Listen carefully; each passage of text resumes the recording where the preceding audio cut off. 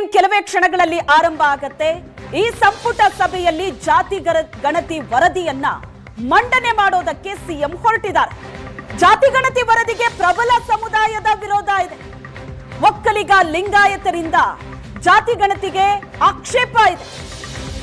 ಸಮುದಾಯ ಮಾತ್ರ ಅಲ್ಲ, ಸಚಿವರ ಮಧ್ಯೆ ಕೂಡ ಪರ ವಿರೋಧ ಇದೆ. ಜಾತಿ ಗಣತಿ ಬಗ್ಗೆ ಒಕ್ಕಲಿಗ ಲಿಂಗಾಯತ ಪ್ರಮುಖ ಸಮುದಾಯದಿಂದಲೇ ಇಷ್ಟು ದೊಡ್ಡ ವಿರೋಧ ಇದ್ರೂ ಕೂಡ ಜಾತಿ ಗಣತಿ ವರದಿಯನ್ನ ಮಂಡನೆ ಮಾಡೋದಕ್ಕೆ ಹೊರಟಿರೋದು ಬಹಳ ದೊಡ್ಡ ಕುತೂಹಲಕ್ಕೆ ಕಾರಣವಾಗಿದೆ. ಜಾತಿ ಗಣತಿ ವರದಿಗೆ ಇವತ್ತೇ ಕ್ಲೈಮ್ಯಾಕ್ಸ್. ಜಾತಿ ಗಣತಿ ವರದಿ ಬಗ್ಗೆ ಕಾಂಗ್ರೆಸ್ನಲ್ಲೇ ಆಂತರಿಕವಾಗಿ ಸಾಕಷ್ಟು ವಿರೋಧ ಇದೆ.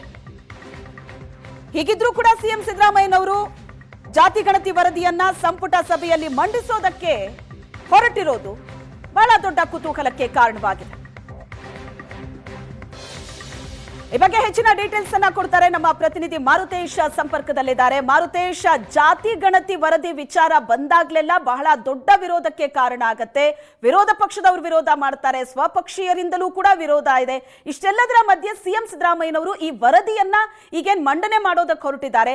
ಸಿಚುವೇಶನ್ ಹೆಂಗ್ ಹ್ಯಾಂಡಲ್ ಮಾಡ್ತಾರೆ ಅಂತ, ಸ್ವಪಕ್ಷದಲ್ಲೇ ಇಷ್ಟು ದೊಡ್ಡ ವಿರೋಧ, ಪ್ರಮುಖ ಸಮುದಾಯದ ವಿರೋಧವನ್ನ ಕಟ್ಕೊಂಡು ಇದನ್ನ ಜಾರಿಗೆ ತಂದ್ರೆ ಯಾವ ರೀತಿ ಪೆಟ್ಟು ಬೀಳಬಹುದು?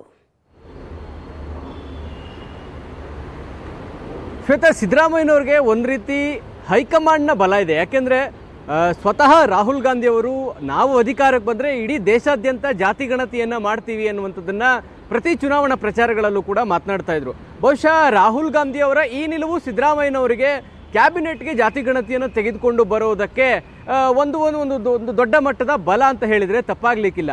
ಆದರೆ ರಾಜ್ಯದ ಹಂತಕ್ಕೆ ಬಂದಂಥ ಸಂದರ್ಭದಲ್ಲಿ ಪ್ರಬಲ ಸಮುದಾಯಗಳು ಈಗಾಗಲೇ ಜಾತಿ ಗಣತಿ ವರದಿಯನ್ನು ತಿರಸ್ಕರಿಸಬೇಕು ಅನ್ನುವಂಥ ನಿರ್ಣಯಕ್ಕೆ ಸಹಿ ಮಾಡಿ ಅದನ್ನು ಮುಖ್ಯಮಂತ್ರಿಗಳಿಗೂ ಕೂಡ ಕೊಟ್ಟಿದ್ದಾರೆ. ಅಖಿಲ ಭಾರತ ವೀರಶೈವ ಮಹಾಸಭಾ ಇರ್ಬೋದು, ಒಕ್ಕಲಿಗರ ಸಂಘ ಇರ್ಬೋದು, ತಮ್ಮ ತಮ್ಮ ಸಮುದಾಯದ ಸಚಿವರು, ಶಾಸಕರು ಎಲ್ಲರ ಅಭಿಪ್ರಾಯವನ್ನು ಪಡೆದು ಸಹಿ ಸಂಗ್ರಹಿಸಿ ಇದನ್ನು ವಿರೋಧಿಸಬೇಕು, ತಿರಸ್ಕರಿಸಬೇಕು ಅನ್ನುವಂಥ ಮನವಿ ಮಾಡಿದ್ದಾರೆ. ಇದೆಲ್ಲದರ ನಡುವೆ ಇವತ್ತು ಕ್ಯಾಬಿನೆಟ್ಗೆ ಜಾತಿ ಗಣತಿ ವರದಿಯನ್ನು ಮುಖ್ಯಮಂತ್ರಿಗಳು ತೆಗೆದುಕೊಂಡು ಬರ್ತಾ ಇರುವಂಥದ್ದನ್ನು ಗಮನಿಸಿದಾಗ ಒಂದು ಕಡೆ ದೆಹಲಿ ಪ್ರವಾಸ ಮುಗಿಸಿ ಬಂದಂಥ ಸಿದ್ದರಾಮಯ್ಯನವರ ಮೊದಲ ಕ್ಯಾಬಿನೆಟ್ಗೆ ಇದು ಬರ್ತಾ ಇದೆ. ಹಾಗಾಗಿ ದೆಹಲಿಯಲ್ಲಿ ಬಹುಶಃ ಒಂದು ಗ್ರೀನ್ ಸಿಗ್ನಲ್ ಸಿಕ್ಕಿರಬಹುದು ಅಂತ ಕಾಣಿಸ್ತಾ ಇದೆ. ಯಾಕಂದರೆ ಈ ವರದಿ ಇವತ್ತು ಬರ್ತಾ ಇರೋದನ್ನು ಗಮನಿಸಿದಾಗ ಜನವರಿ 16ನೇ ತಾರೀಕು ನಡೆದಂಥ ಕ್ಯಾಬಿನೆಟ್ಗೆ ಬರಬೇಕಾಗಿತ್ತು. ಆವಾಗ ಅಜೆಂಡಾದಲ್ಲಿ ಹಾಕಿದ್ರೂ ಕೂಡ ವಿಚಾರವನ್ನು ಪೋಸ್ಟ್ಪೋನ್ ಮಾಡಲಾಯಿತು. ಅದಾದಮೇಲೂ ಕೂಡ ಇವತ್ತು ಬರುತ್ತೆ, ನಾಳೆ ಬರುತ್ತೆ ಅನ್ನುವಂಥ ಚರ್ಚೆಗಳಿತ್ತು. ಅದ್ಯಾವುದೂ ಆಗಲಿಲ್ಲ.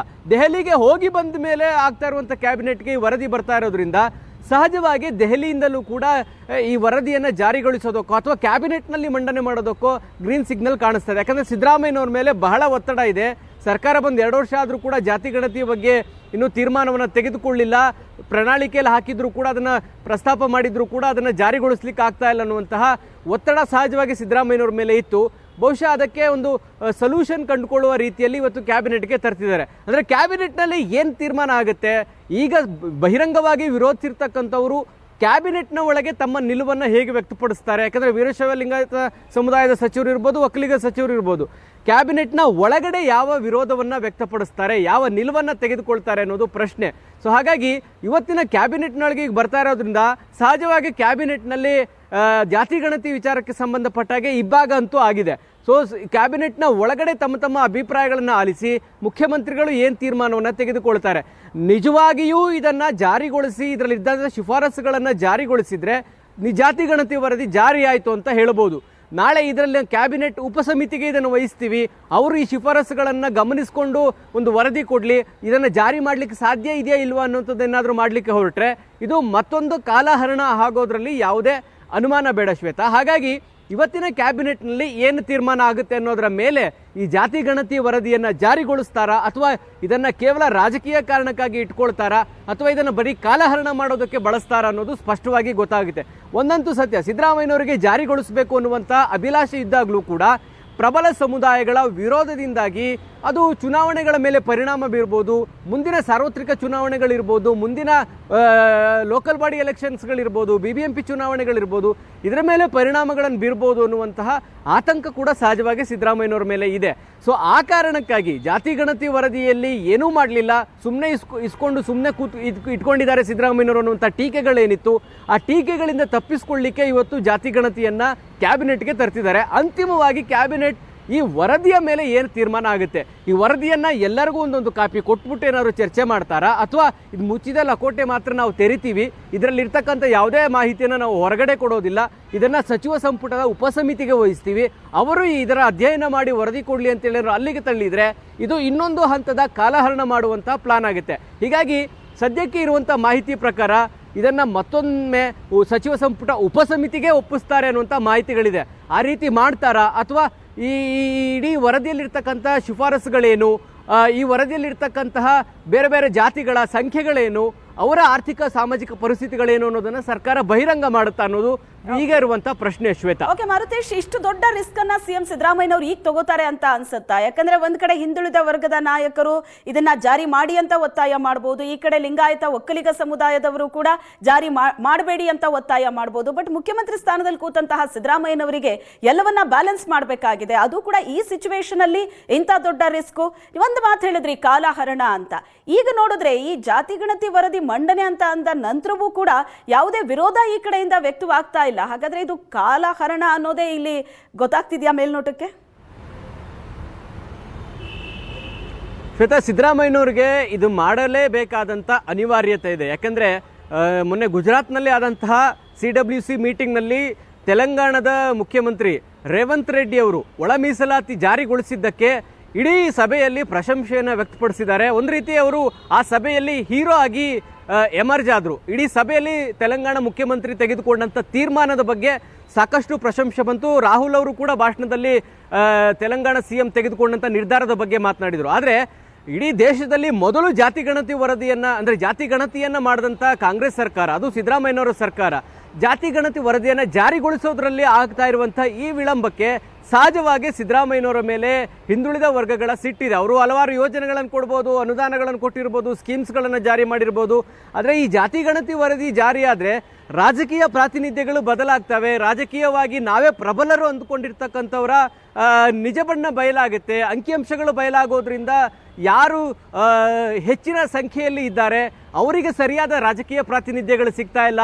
ಈ ರೀತಿಯಾದಂಥ ಎಲ್ಲ ಅಂಶಗಳು ಬಂದರೆ ರಾಜಕೀಯ ಸ್ಥಿತಿಗತಿಗಳು ಬುಡಮೇಲಾಗಬಹುದಾದಂತಹ ಆತಂಕ ಇದೆ.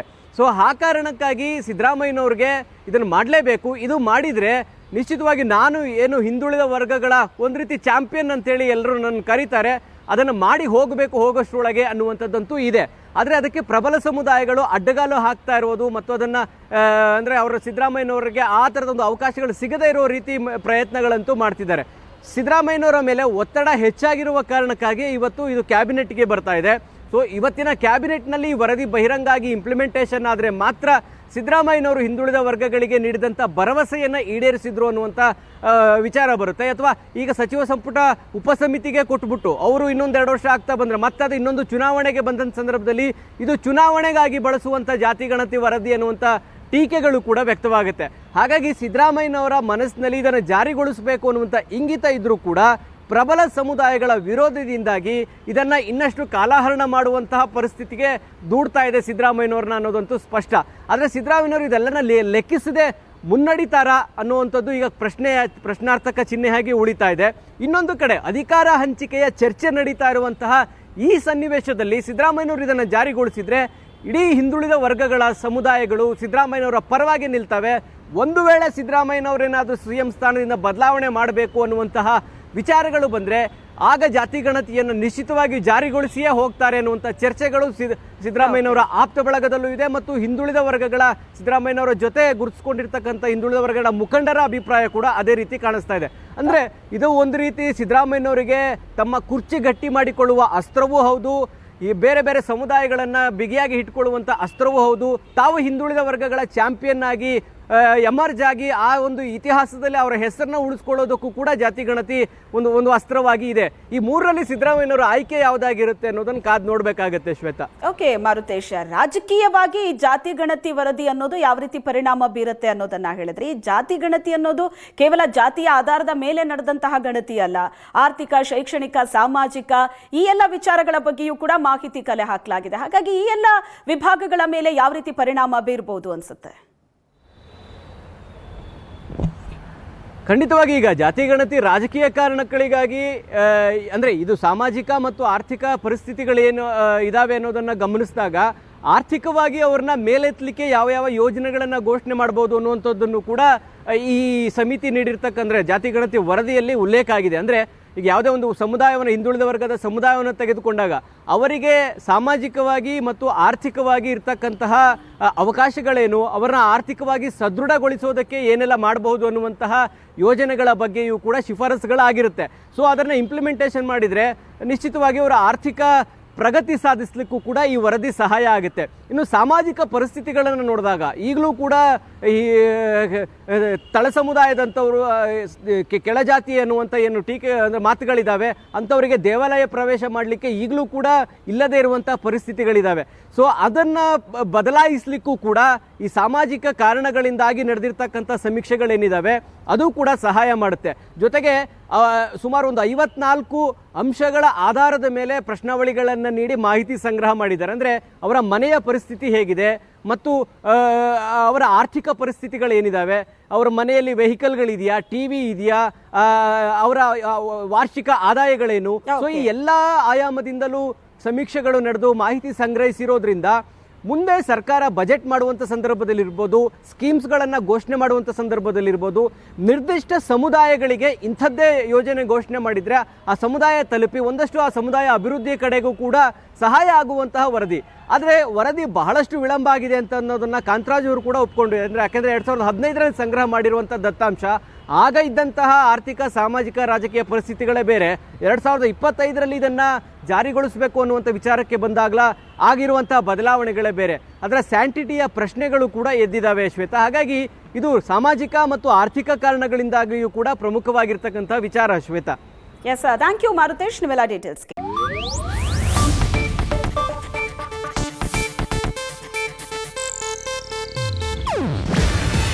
ಇದು ಏಷ್ಯಾನೆಟ್ ನ್ಯೂಸ್ ನೆಟ್ವರ್ಕ್ ಪ್ರಸ್ತುತಿ.